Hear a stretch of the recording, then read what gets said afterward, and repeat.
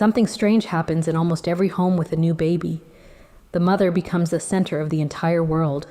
The feeding, the soothing, the endless quiet knowing of what her child needs. And the father, he's somewhere just behind her doing his best, still figuring out where he fits. Ask most dads, and you'll hear the same confession. I love this child more than anything, but I don't always know what they need from me. Today, that uncertainty ends. Because what your toddler actually needs from their father is one of the most overlooked discoveries in child development, and it's about to change how you see yourself. Welcome to Hana Races, where we go past what your toddler does and into what they're actually building inside their mind.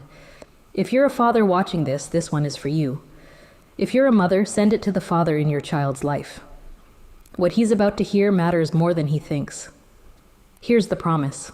The next few minutes will show you exactly what a toddler needs from their dad, backed by real developmental science, not guesswork. But here's the thing. The most important one isn't what you'd expect. For decades, Western psychology treated fatherhood almost like a side character in child development. Researchers studied the mother's voice, the mother's face, the mother's attachment, and fathers were mostly measured by how much they helped her, as if fatherhood were a support role instead of its own relationship. Japanese parenting culture looked at this differently. There's a long tradition of fathers holding a distinct, quiet kind of presence, not loud, not showy, but essential. Not a second mother. A different pillar entirely.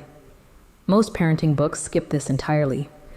Once researchers finally started studying fathers directly, everything Western psychology assumed got turned upside down. Wait, it gets weirder. Toddlers don't experience their fathers the way they experience their mothers. They experience something else. Something built on its own kind of attention. The Japanese have a word for that kind of attention. It's called Mimamoru. Written with two characters, mi meaning to watch and mamoru meaning to protect. Put together, it means something closer to watching over without stepping in. Not supervising, not hovering. Watching with total attention ready, but holding back unless it's truly needed. Here's what most parents miss. Mimamoru isn't passive at all. I don't do this myself as often as I'd like, but the research is clear.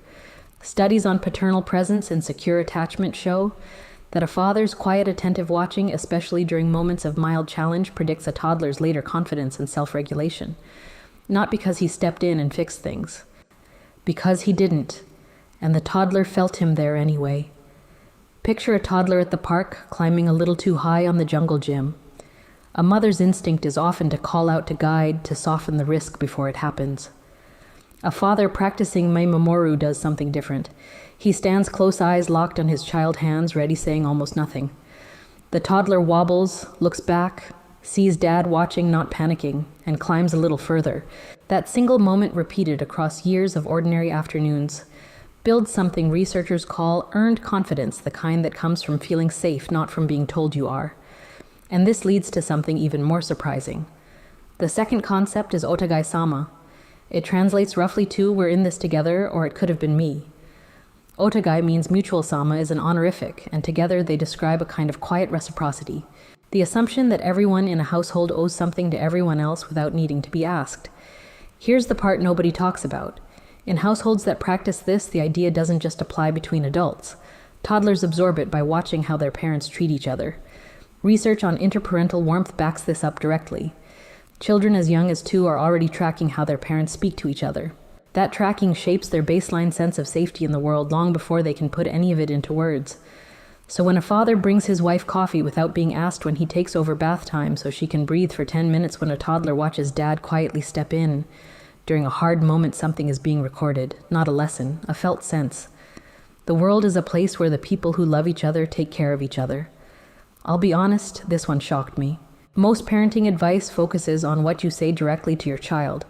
Otagai-sama says the real teaching happens in the moments your toddler isn't even supposed to be watching. Which brings us to the habit I personally find impossible. That habit is ganbaru. It means to persist, to push through, to keep showing up even when it's hard, even when you don't feel ready. Gan means stubborn, baru means to stretch or extend, and together the word carries a specific flavor. Not gritting your teeth in silence, but persisting in a way the people around you can actually see. Now before I explain that, here's what the research says. You're not going to like this. Ganbaru isn't about never struggling. It's about letting your toddler see you keep going anyway. This next part is uncomfortable.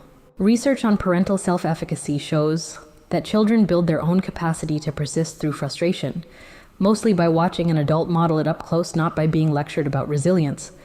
So when your toddler watches you stay calm through a meltdown at the grocery store, when they see you try again after a bedtime that fell apart, when they catch you saying out loud, "This is hard, and I'm still here," that's Ganbaru in action.